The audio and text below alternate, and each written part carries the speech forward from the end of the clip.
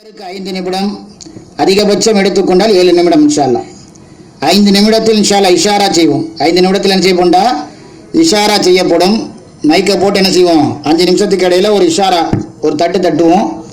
அதற்கிடையில் நீங்கள் இன்ஷா அல்லாஹ் முடிவுக்கு வந்துருங்க. அதிகபட்சம் 7 நிமிஷத்துக்குள்ள இன்ஷா அல்லாஹ் உங்களுடைய கருத்துக்களை முடித்து விட வேண்டும். எனவே ஒரு நல்ல தலைப்பு, குடும்ப முன்னேற்றத்தில் பெரிதும் பங்களிப்பது ஆண்களா பெண்களா என்ற தலைப்பில் ஆண்கள்தான் என்று பேசுவதற்காக முதலாவதாக ஆண்கள் தரப்பில் இருக்கக்கூடிய சகோதரர் அப்துல் ரஹீம் அவர்கள் பேசுவார்கள்.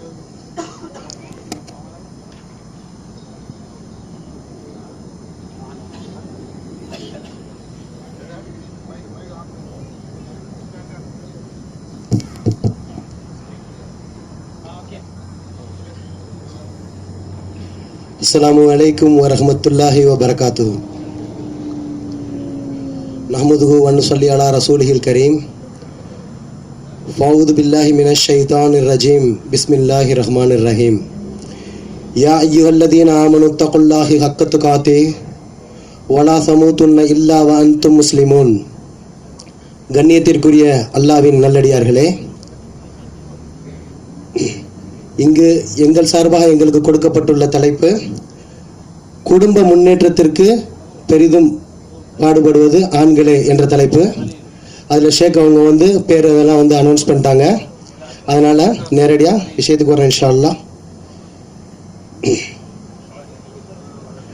ஒரு மனுஷனுக்கு உண்மையிலே ஒரு வாழ்க்கை முழுமையாக ஆரம்பமாகும், பொறுப்புகள்லாம் அதிகமாகுன்ற பட்சத்தில் முதல்ல அவரோட கல்யாணத்திலிருந்து தான் அவரோட வாழ்க்கையை ஸ்டார்ட் ஆகுதுன்ற மாதிரி வச்சுக்கலாம்.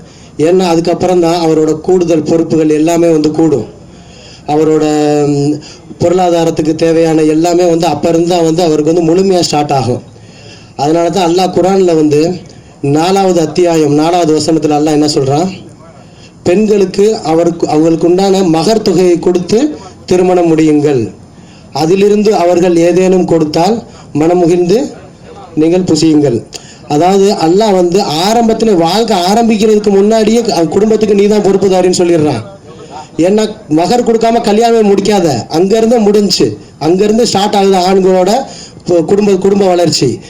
அதே சமயத்தில் அல்லாஹ் குர்ஆனில் 60வது அத்தியாயம் 10வது வசனத்தில் சொல்லி காட்டுறான், ஈமான் கொண்டவர்களே, ஹிஜ்ரத் பண்ணி நாடு துறந்து பெண்கள் உங்களிடத்தில் வந்தா அவங்கள நீங்கள் பரிசோதித்துக் கொள்ளுங்கள். அல்லாஹ் அவங்களோட ஈமானை நன்கு அறிந்தவனாக இருக்கிறான். அவர்களை காஃபிர்களிடம் திருப்பி அனுப்பி விடாதீர்கள்.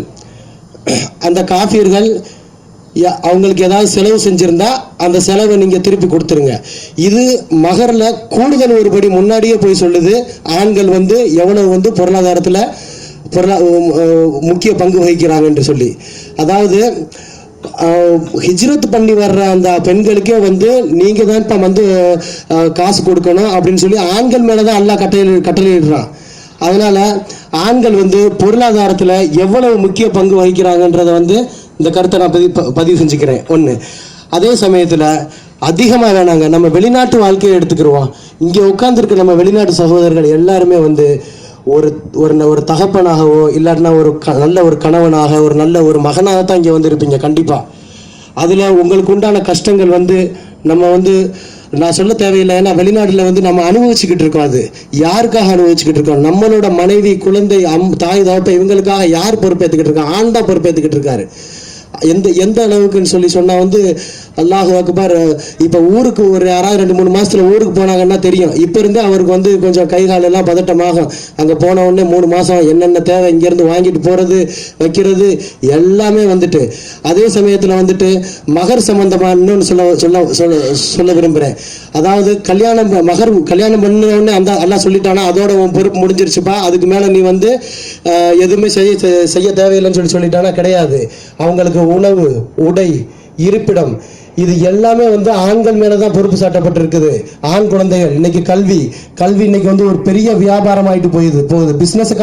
மற்ற பிசினஸ் காட்டிலும் கல்வி தான் இன்னைக்கு அதிகமான ஒரு வருமானம் ஈட்டக்கூடிய ஒரு தொழிலா இருக்குது. அந்த ரிஸ்க் யார் எடுத்துக்கிட்டு இருக்கா? ஆண் தான் பொருளாதார ரீதியாக அந்த ரிஸ்க் எடுத்துக்கிட்டு இருக்காரு. பெண் குழந்தை பிறந்து அவங்கள நல்ல முறையில் வளர்த்து திருமணம் பண்ணி கொடுக்கறது, இந்த கஷ்டங்கள்லாம் யாருக்கு? ஆணுக்கு தான் இருக்குது. அதே சமயத்தில் கடைசியாக வந்து ஒரு செய்தியை சொல்லிக்கிறேன். அதாவது இஸ்லாம் நம்மளோட புனிதமான இந்த ஒரு மார்க்கம் எந்த அளவுக்கு நம்மளை வந்து கண்ணியப்படுத்தியிருக்குன்னு சொல்லி சொன்னால், அதாவது தலாக்கு விட்ட பெண்களை கூட முதல் தலாக்கு இரண்டாவது தலாக்கு வரைக்கும் நாம தான் அவங்களுக்கு பொறுப்புதாரி, நாம தான் அவங்களுக்கு வந்து எல்லாமே கவனிக்கணும். அவங்க வந்து அவங்களுக்கு வந்து நெருக்கடி உண்டாகு. அல்லாஹ் வந்து குர்ஆன்ல 65வது அத்தியாயம் 6வது வசனத்தில் சொல்லி காமிக்கிறான்ல, அவங்களுக்கு வந்து இத்தாவில் இருக்கிற காலம் உங்களுக்கு வசதிக்கு தகுந்த மாதிரி அவங்களுக்கு வந்து நீங்கள் வசதிகளை ஏற்படுத்தி பண்ணி கொடுங்க. அவங்களுக்கு நெருக்கடி உண்டாக்குறதுக்காக வந்து தொல்லைகள் கொடுக்காதீர்கள். அவர்களுக்கு அவங்க வந்து உங்கள் குழந்தைகளுக்கு பால் ஊட்டினா அவங்களுக்கு அதை வந்து கொடுத்துருங்க. கர்ப்பமாக இருந்தாங்கன்னு சொல்லி சொன்னால் பிரசவிக்கிற வரைக்கும் அவங்களுக்கு செலவுகளுக்கு கொடுங்க. இது எல்லாமே வந்து ஆண் மேலே தான் பொறுப்பு சாட்டப்பட்டிருக்குது. அதனால குடும்ப முன்னேற்றத்திற்கு முக்கிய பங்கு ஆண்களுக்கு தான் அப்படின்னு சொல்லி என்னோட கருத்தை வந்து பதிவு செஞ்சுக்கிறேன். வாஹிர் தாவானா அல்ஹம்துலில்லாஹி ரப்பில் ஆலமீன். அஸ்ஸலாமு அலைக்கும் வரஹ்மத்துல்லாஹி வபரகாத்துஹு. அஸ்ஸலாமு அலைக்கும் வரஹ்மத்துல்லாஹி வபரகாத்துஹு. நஹ்மதுஹு வ நுஸல்லி அலா ரசூலிஹில் கரீம். அம்மா பாத். ஃபஅஊது பில்லாஹி மினஷ் ஷைத்தானிர் ரஜீம். அல்ஹம்துலில்லாஹ்.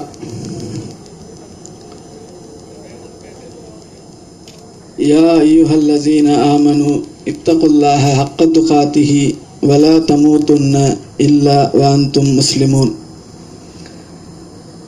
அல்லாஹ்வின் கிருபையால் இஸ்லாமிய தாவா சென்டரின் சார்பாக ஏற்பாடு செய்யப்பட்டுள்ள இந்த கருத்தரங்கில் குடும்ப முன்னேற்றத்தில் பெரிதும் பங்களிப்பது பெண்களே என்ற தலைப்பில், அதிலும் குறிப்பாக குழந்தை வளர்ப்பு பற்றி சில கருத்துக்களை கோடிட்டு காட்ட விரும்புகின்றேன்.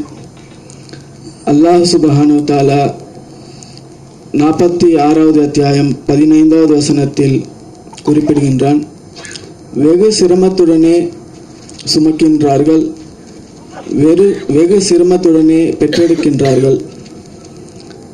மேலும் அவனை சுமப்பதும் அவனுக்கு பால்குடி மறக்கச் செய்வதும் 30 மாதங்களாகும் என குறிப்பிடுகின்றான்.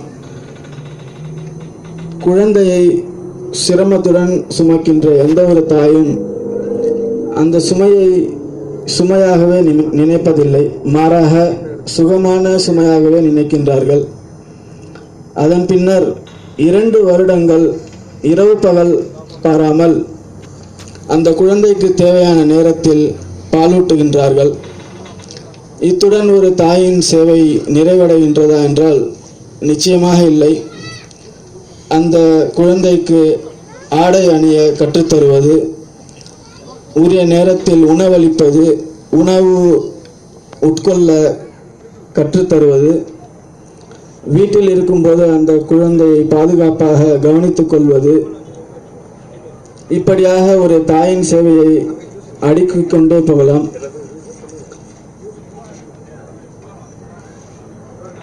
அந்த குழந்தை மேலும் வளர அதற்கு உண்டான தேவைகள், பிரச்சனைகள் குறித்து ஒரு தந்தையிடம் சுலபமாக அந்த பிள்ளைகளால் எடுத்து சொல்ல முடியாது. எனவே ஒரு தந்தைக்கும் பிள்ளைகளுக்கும் இடையே உள்ள இடைவெளியை சரி செய்பவர்களாகவும் தாய்மார்கள் இருக்கின்றார்கள். நபி ஸல்லல்லாஹு அலைஹி வஸல்லம் அவர்கள் கூறியதாக அனஸ் ரலியல்லாஹு அன்ஹு அவர்கள் குறிப்பிடுகின்றார்கள், உலகில் உள்ள பெண்களிலேயே சிறந்தவர்களாக 4 பெண்மணிகளை குறிப்பிடுகின்றார்கள். முதலாவதாக இம்ரானின் புதல்வி மரியம் அலைஹிஸ்ஸலாம் அவர்கள், ஃபிரௌனின் மனைவி மதிப்பிற்குரிய ஆசியா அவர்கள், கதீஜா ரலியல்லாஹு அன்ஹா அவர்கள், மேலும் ஃபாத்திமா ரலியல்லாஹு அன்ஹா அவர்கள். இந்த 4 பெண்மணிகளுக்கும் உள்ள சிறப்பு மற்றும் ஒற்றுமை என்னவென்றால், இந்த 4 பெண்மணிகளும் அவர்களுடைய பிள்ளைகளை சிறப்பான முறையில் வளர்த்தெடுத்து அவர்களின் முன்னேற்றத்திற்கு உறுதுணையாக இருந்தவர்கள் என்று ஹதீஸ் கலை வல்லுநர்கள் குறிப்பிடுகின்றார்கள். எனவே ஒரு குடும்பத்தில் குழந்தையை சுமப்பது முதல் அந்த குழந்தைக்கு நல்லொழுக்கத்தையும் நற்பண்புகளையும் போதித்து ஒரு குடும்பத்தை பல தலைமுறைகளாக தழைத்து ஓங்கச் செய்வதில் பெண்களின் பங்கு மகத்தானது என்பதை பதிவு செய்து வாய்ப்பளித்தமைக்கு நன்றி கூறி விடைபெறுகிறேன். அஸ்ஸலாமு அலைக்கும் வரஹ்மத்துல்லாஹி வபரகாத்துஹு. அஸ்ஸலாமு அலைக்கும் வரஹ்மத்துல்லாஹி வபரகாத்துஹு. நஹ்மதுஹு வ நுஸல்லி அலா ரசூலிஹில் கரீம். அம்மா பஅத். ஃபஅஊது பில்லாஹி மினஷ் ஷைத்தானிர் ரஜீம். யா அய்யுஹல்லதீன ஆமனு தக்குல்லாஹு ஹக்க துகாத்திஹி வலா தமூதுன்ன இல்லா வ அன்தும் முஸ்லிமூன். கண்ணியமிக்க அல்லாஹுவின் நல்லடியார்களே, இந்த நல்லதொரு சபையிலே உங்களையும் என்னையும் ஒன்றிணைத்த வல்ல ரஹ்மானை போற்றியவனாக என்னுடைய சிற்றுரையை ஆரம்பம் செய்கின்றேன். குடும்ப முன்னேற்றத்தில் அதிகம் பங்கு வகிப்பது ஆண்கள் தான் என்பதிலே ஒரு சில கருத்துக்களை சொல்லி இன்ஷா அல்லாஹ் நான் நிறைவு செய்ய இருக்கின்றேன். ஒரு ஆண் குடும்ப முன்னேற்றத்தில் பலதார முறையிலே பங்கு வகிக்கின்றான். நேரத்துடைய சுருக்கம் கருதி இன்ஷா அல்லாஹ் நாம் அதை 3 கட்டமாக பிரிக்க இருக்கின்றோம். முதலாவது கட்டம், ஒரு ஆண் தன்னுடைய குடும்பத்திற்கு ஒரு உபகாரியாக இருக்கின்றான். எப்படி என்று சொன்னால், ஒரு ஆண் பிறந்து பருவம் அடைந்து அவன் வாலிபம் அடைந்தவுடன் தன்னுடைய தாய் தந்தையர்களுக்கு நல்லதொரு உபகாரியாக இருக்கின்றான். அவர்களுக்கு பணிவிடை செய்து அவர்களுக்கு சொல்லுக்கேற்ப நடப்பதிலும், இன்னும் அவருடைய குடும்பத்திற்கு தாய் தந்தை சகோதர சகோதரிகள் இன்னும் எல்லா மக்களுக்கும் குடும்பத்திலே அவன் நல்லதொரு உபகாரியாக இருக்கின்றான். எந்த அளவுக்கு என்று சொன்னால், அல்லாஹ் சுப்ஹானஹு வ தஆலா தன்னுடைய திருமறையிலே சொல்லி காட்டுகின்றான், உங்களுடைய தாய் தந்தையர்களுக்கு நீங்கள் நன்மை செய்யுங்கள். அவர்களிலே ஒருவரோ அல்லது இருவரோ வயோதிக நிலையிலே அடைந்த நிலையில் அவர்களை நீங்கள் சீ என்று கூட சொல்லிவிடாதீர்கள். இன்னும் அவர்களை உங்களிடத்திலிருந்து விரட்டி விடாதீர்கள். இன்னும் அவர்களிடத்திலே நீங்கள் கனிவாகவும் கண்ணியமாகவும் நடந்து கொள்ளுங்கள் என்பதாக சொல்கின்றான். அதற்கிணங்க ஒரு ஆண் தன்னுடைய வாலிபம் முதல் மரணம் வரை தன்னுடைய தாய்க்கும் தந்தைக்கும் சகோதரர்களுக்கும் நல்லதொரு உபகாரியாக இருக்கின்றான். இரண்டாவது கட்டம், ஒரு ஆண் தன்னுடைய குடும்ப முன்னேற்றத்திற்கு நல்லதொரு உழைப்பாளியாக இருக்கின்றான். எந்த அளவுக்கு என்று சொன்னால், அவனுக்கு உழைக்கக்கூடிய கட்டம் முதலாவது திருமணத்திலிருந்து ஆரம்பமாகின்றது. திருமணம் என்று சொன்னால் அவனுக்கு மனைவி வந்து விடுவார்கள். மனைவி வந்தவுடன் அவர்களுடைய தேவைகளுக்கும் அவருடைய குடும்ப முன்னேற்றத்துக்குண்டான தேவைகளுக்கும் அவன் நல்லதொரு உழைப்பாளியாக இருக்கின்றான். உழைப்பு என்று சொன்னால் பொருளாதாரத்திலும் சரி, பொருளாதாரத்துக்கு அப்பாற்பட்ட நிலையிலும் சரி நல்லதொரு உழைப்பாளியாக இருக்கின்றான். அவன் எந்த அளவுக்கு என்று சொன்னால், தன்னுடைய குடும்பத்தில் சிறந்து விளங்க வேண்டும் என்பதற்காக நல்லதொரு முறையில் உழைக்கின்றான். சிறந்து விளங்க வேண்டும் ஏன் சொல்கிறேன் என்று நினைக்காதீர்கள். இதை நான் சொல்லவில்லை, நபி ஸல்லல்லாஹு அலைஹி வஸல்லம் அவர்களே சொல்லி காட்டுகிறார்கள். எந்த அளவுக்கு என்று சொன்னால், ஹைருக்கும் லிஅஹ்லிஹி, உங்களுடைய குடும்பத்தில் சிறந்தவரே உங்களில் சிறந்தவர்கள் என்பதாக சொல்கின்றார். மேலும் சொல்கிறார்கள், வ அன ஹைருக்கும் லிஅஹ்லி, நான் என்னுடைய குடும்பத்தில் சிறந்தவனாக இருக்கின்றேன் என்பதாக சொன்னார். அதற்கு இணங்க ஒரு ஆண் எந்த ஒரு நிலையிலும் தன்னுடைய மனைவியிடத்திலும் சரி, தன்னுடைய குழந்தைகளிடத்திலும் சரி, ஒரு சிறந்தவன் அல்லாத முறையில் ஆகிவிடக்கூடாது. தன்னுடைய குடும்பத்திற்காக பாடுபட்டு அதனுடைய முன்னேற்றத்தில் மிக கவனமாக இருக்கின்றான். எந்த அளவுக்கு என்று சொன்னால், உங்க எல்லாத்துக்கும் தெரிந்த ஒரு விஷயம் தான், ஒரு ஆண் தன்னுடைய குடும்ப வாழ்க்கையில் வாழக்கூடிய சூழ்நிலையிலே அவனுக்கு ஒரு இக்கட்டான காலகட்டம் வரும். அதாவது அவனுக்கு தாயும் இருப்பார்கள், மனைவி இருப்பார்கள். ஒரு சில நேரங்களிலே தாய்க்கு பிடிக்கக்கூடிய விஷயம் மனைவிக்கு பிடிக்காது, மனைவிக்கு பிடிக்கிற விஷயம் தாய்க்கு பிடிக்காது. இந்த ஒரு இக்கட்டான சூழ்நிலை ஒரு ஆண் எவ்வாறு பேலன்ஸ் செய்கிறான் என்பதை நீங்க எல்லாம் உணர்ந்திருப்பீர்கள். அவன் தாயிடத்துல சொல்லுவான், அம்மா நீங்க வருத்தப்படாதீங்கம்மா, இந்த மாதிரி விஷயங்கள் நான் என் மனைவிட்டு சொல்லி அவங்க நான் புரிய வச்சுக்கிறேன். இன்னல்லாஹ மஸ்ஸாபிரீன், அல்லாஹ் பொறுமையோட இருக்கிறாமா, நீங்க பொறுமையா இருக்குன்னு சொல்லுவான். அதே மனைவிட்டு வந்து சொல்லுவான், மனைவி நீங்க வருத்தப்படாதீங்க, என்னுடைய தாய்கிட்ட நான் நல்ல முறையை சொல்லி நான் அவங்களுக்கு புரிய வச்சுக்கிறேன் அப்படின்னு சொல்லி, சப்ரன் சவாபல் ஜன்னா, சொர்க்கவாசிகளுக்கு இது சொர்க்கம் இருக்குமா அப்படின்னு சொல்லி அவங்கள நல்ல முறையிலே அவங்களுக்குள்ள எந்த ஒரு பகைமையும் ஏற்பட்டு விடாமல் நல்ல நன்மை குடும்ப சீரான நிலையை கொண்டு போவோம். இப்படி தன்னுடைய 2வது கட்டத்தை அவன் பயன்படுத்துறான். 3வது, அவன் தன்னுடைய குடும்ப முன்னேற்றத்தில் அதிகமாக இருக்க வேண்டும் என்பதற்காக நல்லதொரு உபதேசியாக இருக்கின்றான். இந்த உபதேசத்துடைய கட்டம் எப்போ வரும் என்று சொன்னால், அவனுக்கு குழந்தை பிறக்கும், குழந்தைகளுக்கும் பின்னே கடைசி காலகட்டங்களில் அவனுக்கு இருக்கக்கூடிய பேர பிள்ளைகளுக்கும் நல்லதொரு உபதேசியாக இருப்பான். எந்த அளவுக்கு என்று சொன்னால், அல்லாஹ் சுப்ஹானஹு வ தஆலா தன்னுடைய திருமறையை சொல்லி காட்டுகின்றான் அல்லவா, தன்னுடைய நல்லடியார்களில் ஒருவரான லுக்மான் அலைஹிஸ்ஸலாம் தன்னுடைய குழந்தைகளுக்கு எவ்வாறு உபதேசம் செய்தார்கள் என்பதில் சிலவற்றை பார்ப்போம் இன்ஷா அல்லாஹ். அவர்கள் சொல்லி காட்டுகிறார்கள், யா புனைய, என் அருமை மகனே, நீங்கள் அல்லாஹ்வுக்கு இணை வைத்து விடாதீர்கள். இணை வைத்தல் மிகப்பெரிய அநியாயமாக இருக்கின்றது. மேலும் சொன்னார்கள், நீங்கள் செய்யக்கூடிய நன்மையோ தீமையோ அது கடுகளவு இருந்தாலும் நாளை அல்லாஹ் சுப்ஹானஹு வ தஆலா கியாமத் நாளிலே அது உங்கள் கண் முன்னாடி கொண்டு வந்து விடுவான், அனைத்தையும் காட்டி விடுவான் என்பதாக சொன்னார்கள். மேலும் நீங்கள் அகீமூன ஸலா, நீங்கள் தொழுகை நிலைநாட்டுங்கள், நன்மையை ஏவுங்கள், தீமையை தடுங்கள், அதில் ஏற்படக்கூடிய உங்களுக்கு கஷ்டங்களை நீங்கள் பொறுத்துக் கொள்ளுங்கள். அல்லாஹ் சுப்ஹானஹு வ தஆலா இத்தகையவர்களை நேசிக்கக்கூடியவனாக இருக்கின்றான் என்பதாக சொன்னார்கள். அடுத்ததாக சொன்னார்கள், மனிதர்களுக்கு மத்தியிலே நீங்கள் சென்று விட்டால் பெருமையுடன் உங்களுடைய முகத்தை திருப்பி விடாதீர்கள். உங்களுடைய நடைகளை நடுநிலை நடந்து கொள்ளுங்கள், அதில் பெருமை ஏற்படுத்தி விடாதீர்கள். இத்தகைய அநியாயக்காரர்களை, ஆணவக்காரர்களை அல்லாஹ் நேசிப்பதில்லை என்பதாக சொன்னார்கள்.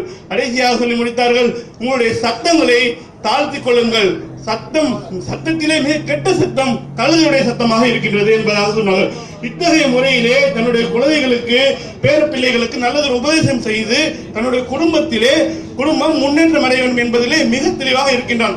ஆகவே நான் சொன்ன இந்த 3 முறை என்னென்று சொன்னால், 1வது கட்டம் அவன் நல்லதொரு உபகாரி, 2வது கட்டம் நல்லதொரு உழைப்பாளி, 3வது கட்டம் நல்லதொரு உபதேசி. இத்தகைய முறையிலே தன்னுடைய குடும்பம் முன்னேறுவதற்காக அவன் நல்லதொரு முறையை பாடுபடுகிறான் என்பதை சொல்லி வாய்த்தளித்தமைக்கு நன்றி கூறி என்னுடைய உரையை முடித்துக் கொள்கின்றேன். வாஹிர் தாவானா அனில் ஹம்துலில்லாஹி ரப்பில் ஆலமீன். அஸ்ஸலாமு அலைக்கும் வரஹ்மத்துல்லாஹி வபரகாத்துஹு. யா அய்யுஹல்லதீன ஆமனு தக்குல்லாஹ ஹக்க துகாத்திஹி வலா தமூதுன்ன இல்லா வ அன்தும் முஸ்லிமூன்.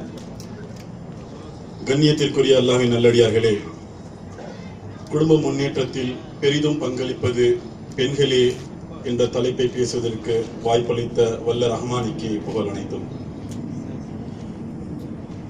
சகோதரர்களே, பெண்களை பற்றி பேச வேண்டும் என்று சொன்னால் ஒரு நாள் முழுவதும் நமக்கு கொடுத்தால் கூட அது நமக்கு குறைவாகத்தான் இருக்கும். இருப்பினும் காலத்தின் அருமையை கருதி ஒரு சில கருத்துக்களை மட்டும் உங்களுடன் பகிர்ந்து கொள்ள நான் இங்கு விரும்புகின்றேன். ஒரு பெண்ணானவள் வெறும் பெண்ணாக மட்டுமல்ல, ஒருவருக்கு மகளாக, ஒருவனுக்கு மனைவியாக, அவனுடைய பிள்ளைகளுக்கு தாயாக, அது மட்டுமல்லாமல் அந்த கணவன் களைப்புற்று வீட்டுக்கு வரும் பொழுது அவனுக்கு ஆறுதல் அளிப்பவளாகவும், அவனுடைய சொத்துக்களை நிர்வகிப்பவளாகவும், அவனுடைய சொந்தங்களை அரவணைப்பவளாகவும், அவனுடைய குழந்தைகளை பாதுகாப்பவளாகவும், அவனுடைய தாய் தந்தைகளுக்கு பணிவிடை செய்பவளாகவும் இருக்கின்றாள். இவ்வாறு பலதர விஷயங்கள் இருந்தாலும் அல்லாஹ் படைத்த முதல் உறவான மனைவி என்ற உறவை நாம் எடுத்துக்கொண்டோமே என்று சொன்னால், அல்லாஹ் தஆலா குர்ஆனில் கூறுகின்றான். சூரா ரோம் 21வது வசனத்தில் சொல்கிறான், உங்களில் இருந்தே உங்களுக்கு ஆறுதல் அளிக்கக்கூடிய மனைவியரை படைத்தோம் என்று கூறுகிறான். மேலும் உங்களுக்குள் உவப்பையும் கிருபையும் உண்டாக்கினோம் என்று கூறுகிறான். வெறுமனே அத்துடன் நிறுத்திக் கொள்ளவில்லை, அது அல்லாஹ்வின் அத்தாட்சிகளில் ஒன்று என்று கூறுகிறான். ஒரு முறை இல்லை, 2 முறை கூறி சொல்கிறான், சிந்திக்கக்கூடிய ஒரு நபரை கூறவில்லை, சிந்திக்கக்கூடிய சமுதாயத்திற்கு இதில் படிப்பினை உள்ளது என்று கூறுகிறான். அப்பேற்பட்ட ஒரு கண்ணியமிக்க உறவு மனைவி என்ற உறவு. அந்த உறவில் என்ன இருக்கிறது என்று நாம் வரலாற்று சான்றுகளுடன் பார்ப்போமே என்று சொன்னால், சற்று உங்கள் கண்முன் கொண்டு வாருங்கள் நபிகள் நாயகம் ஸல்லல்லாஹு அலைஹி வஸல்லம் அவர்களுடைய நுபுவத்தின் காட்சியை. நபிகளாருக்கு நுபுவத் கிடைக்கின்றது. அவர் ஜிப்ரீல் அலைஹிஸ்ஸலாம் அவர்களை அவருடைய உண்மையான தோற்றத்தில் காணுகிறார்கள்.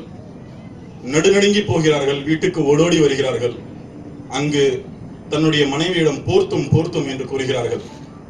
அவருடைய மனைவி ஹதீஜா ரலியல்லாஹு அன்ஹா அவர்களை போர்த்தி ஆறுதல் அளிக்கின்றார். அல்லாஹ்வுடைய வசனம் மெய்ப்பிக்கப்படுகிறது.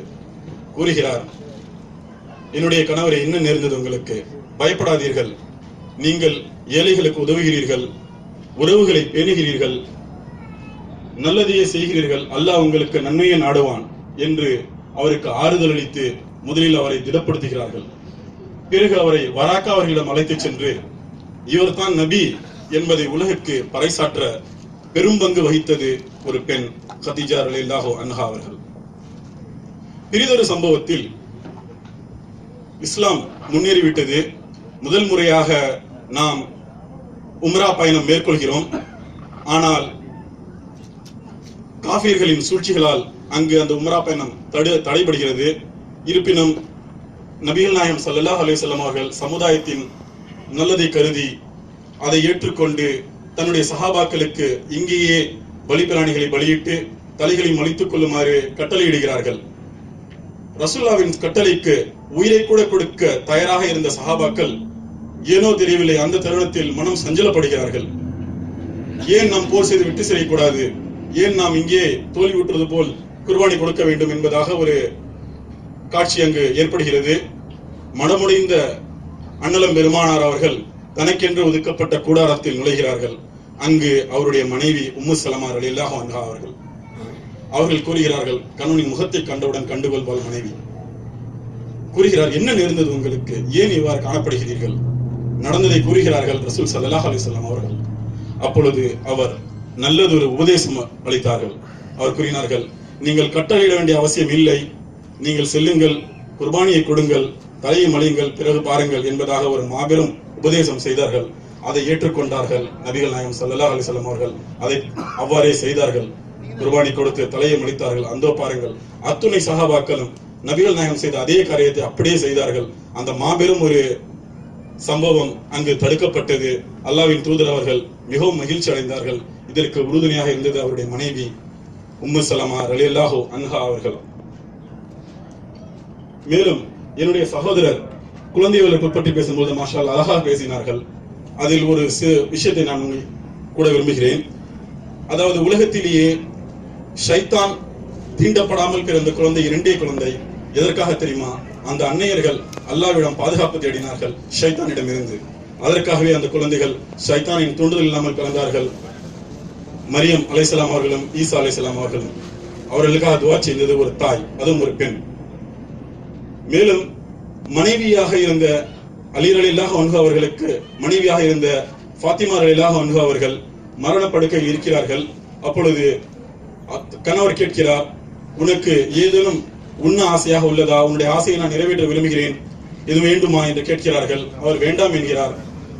ஆனால் கணவர் கேட்கிறார், உனக்கு அந்த பால் பாயாசம் போன்ற ஒரு உணவு அது உனக்கு ரொம்ப பிடிக்குமே, அதை நான் செய்து கொண்டு வரட்டுமா என்பதாக கேட்கிறார்கள். அவர் வேண்டாம் என்கிறார். ஏன் என்பதாக கேட்கிறார்.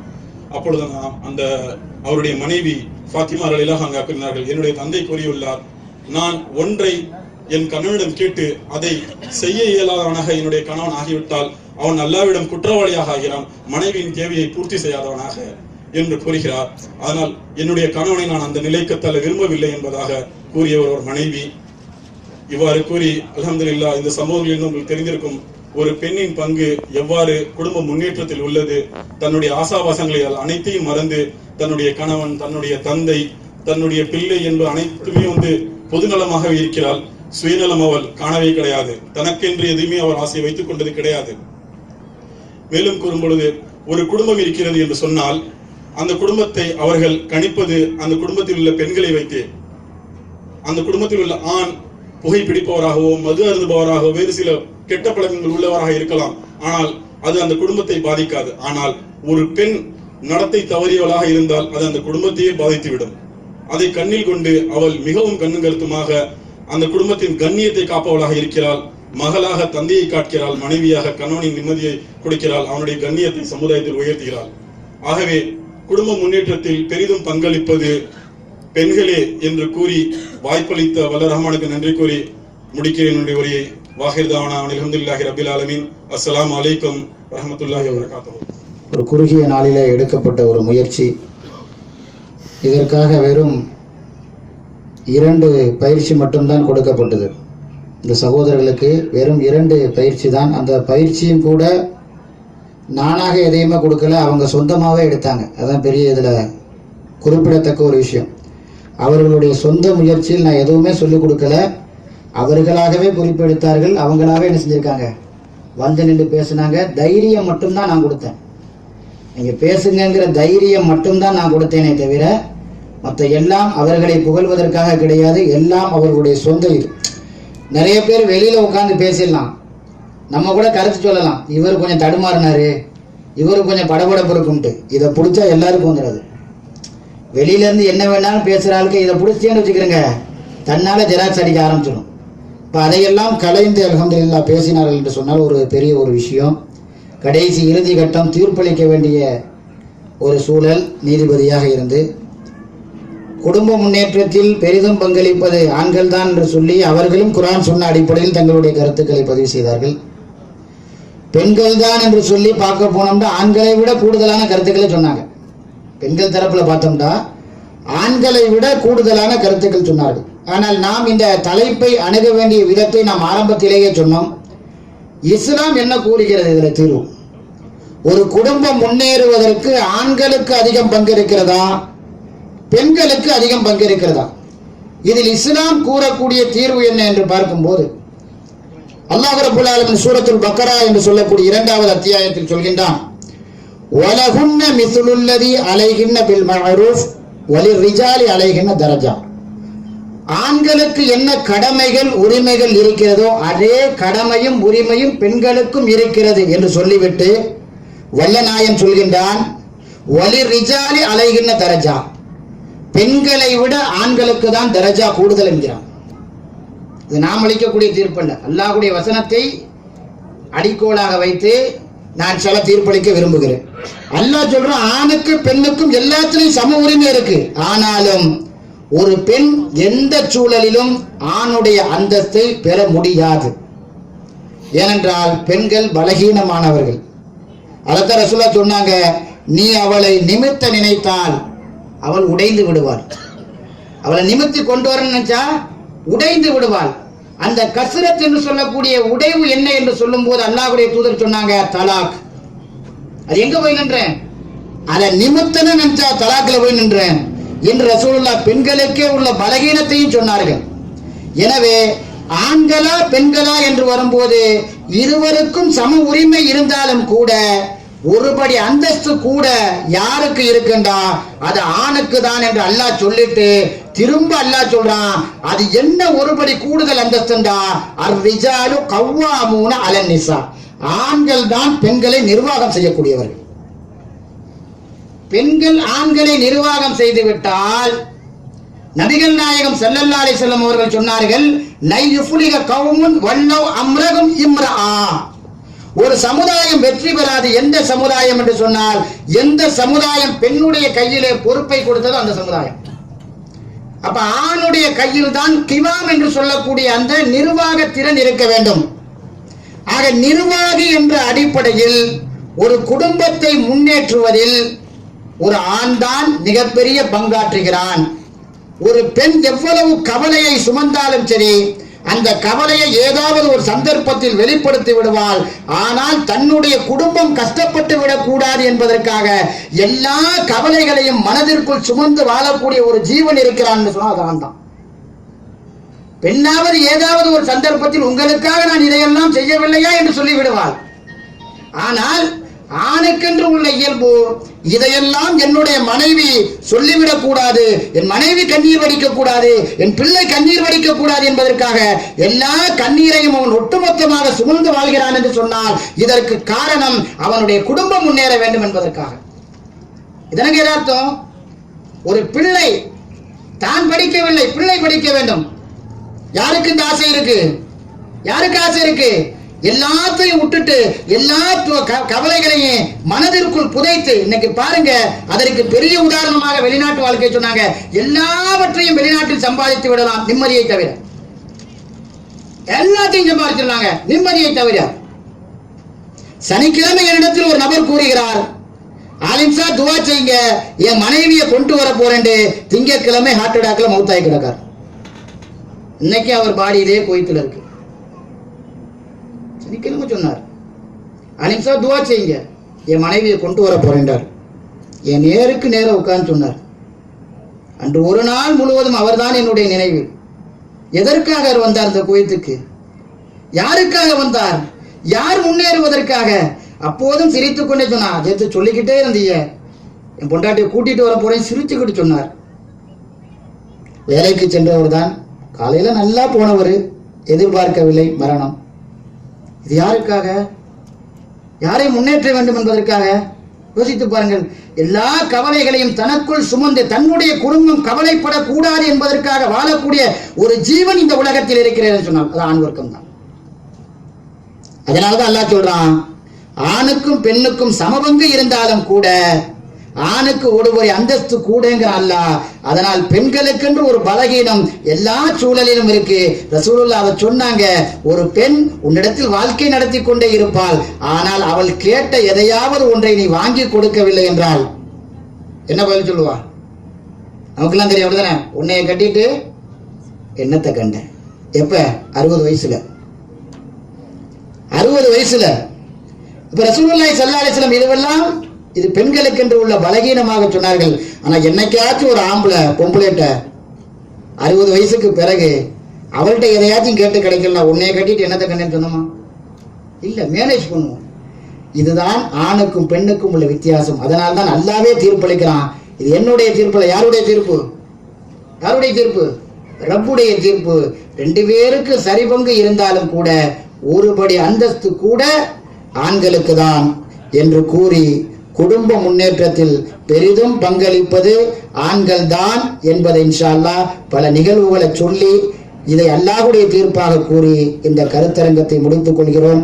இந்த கருத்தரங்கத்தில் பங்காற்றிய சகோதரர்களுக்கு அல்லாஹ் ரப்புல் ஆலமீன் இன்னும் மென்மேலும் மார்க்க அறிவை கொடுக்க வேண்டும். கேட்ட சகோதரர்களுக்கும் நன்றிகளை சொல்லி முடித்துக் கொள்கிறோம். வாஹிர் தாவானா அல்ஹம்துலில்லாஹ். அஸ்ஸலாமு அலைக்கும் வரஹ்மத்துல்லாஹி வபரகாத்துஹு.